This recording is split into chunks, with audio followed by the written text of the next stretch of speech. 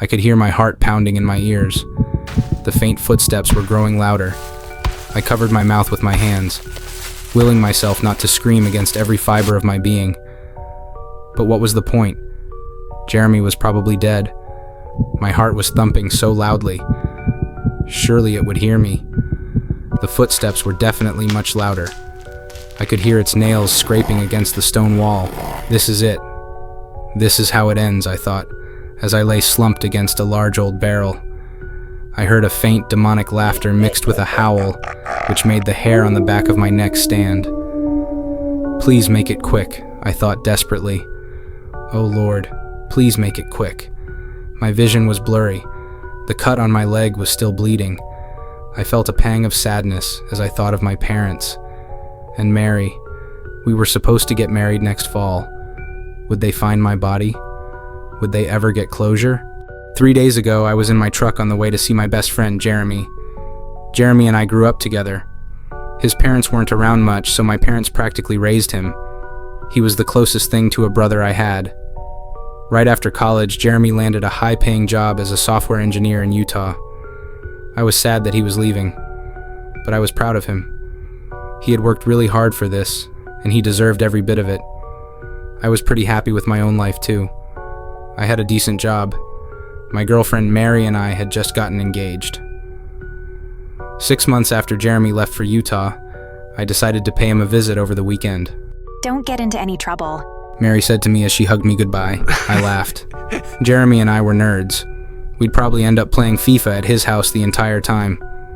Don't worry, I won't, I said to her as I got into my truck. I could see her face in my rearview mirror as I drove away. God, she was beautiful. I was so lucky that she agreed to marry me.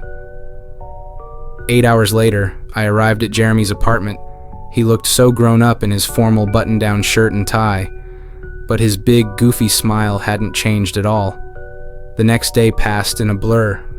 Jeremy showed me around and took me to a couple of restaurants that I really enjoyed. So what else do you want to do? Jeremy asked me later that evening. I don't know. We could just stay in and I could keep beating you at FIFA. I grinned at him. True. He laughed. Or we could go check out the Skinwalker Ranch. He added. I sat up straight. You're joking, I said to him. My grandpa used to tell us scary stories about the Skinwalker Ranch when we were kids. He looked serious. No, I'm not. Besides, the stuff they say about it is all a bunch of legends to scare kids off anyway. He said.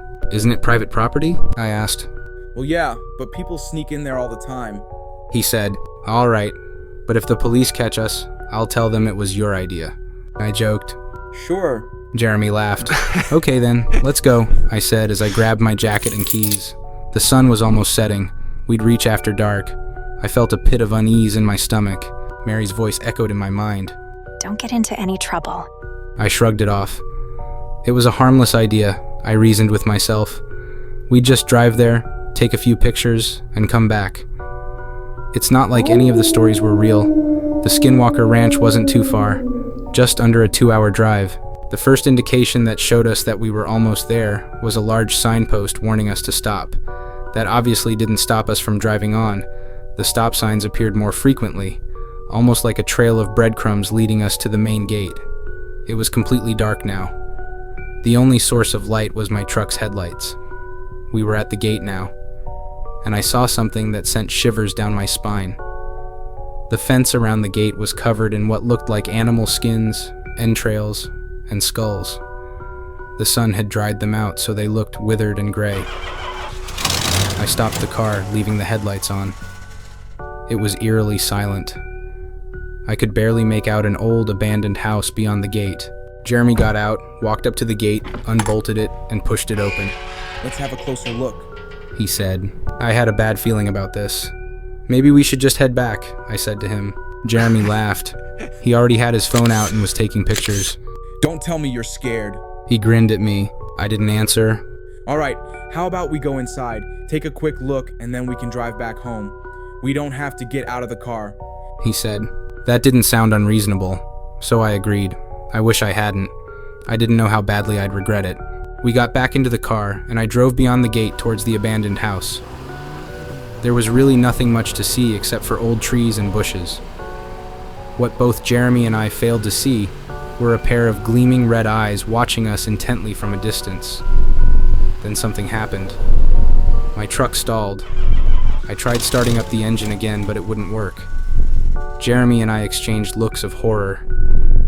We were in the middle of nowhere and my car had broken down. I popped the car's hood and got out. Jeremy followed, using his phone as a flashlight. This was quite odd. I've never had car trouble before. I usually was on top of maintenance like my dad taught me. Jeremy called for roadside assistance. They gave him an estimated arrival time of an hour, along with strict instructions to sit tight while we wait. I'm sorry, Matt. Jeremy said to me. This was my stupid idea. And I agreed, so it's my fault too, I said.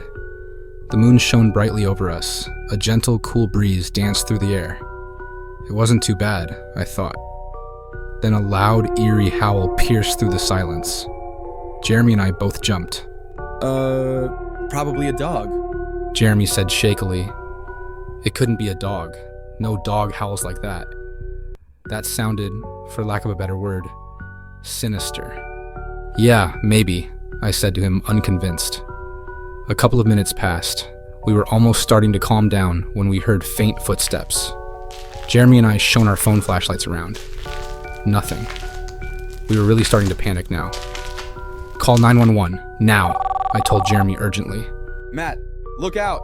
Jeremy screamed. I barely had time to register Jeremy's voice when I found myself knocked to the ground. Jeremy was screaming. What happened? Then I saw it. Large. Grotesque. Part man, part wolf. Claws the size of kitchen knives protruded from its skeletal hands. A skinwalker. It was laughing. A cruel, malevolent laughter that sounded like howling.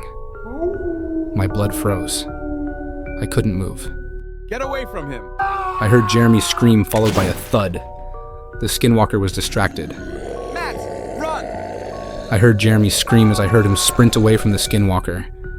I willed myself to get up and ran towards the abandoned house. More cruel laughter. It was toying with us, letting us get away so it could hunt us down. The front door was broken. I ran inside. I opened the first door I could find. Stairs leading down. A cellar or basement. Maybe I could hide there. I rushed down the stairs. There was a huge gash on my leg which was bleeding. I didn't have time to stop. As I reached the cellar, I tripped on something. A bone. Definitely human. The flashlight from my phone revealed something that almost made me throw up. Dozens of human bones and half-decayed body parts lay scattered all around. The stench was awful. I heard large footsteps thudding upstairs. It was here, and I needed to hide.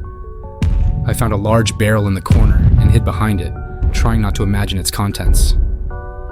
This is where I die, I thought as the footsteps grew louder. The skinwalker was in the cellar. I heard soft, cruel laughter. I closed my eyes. Any minute now.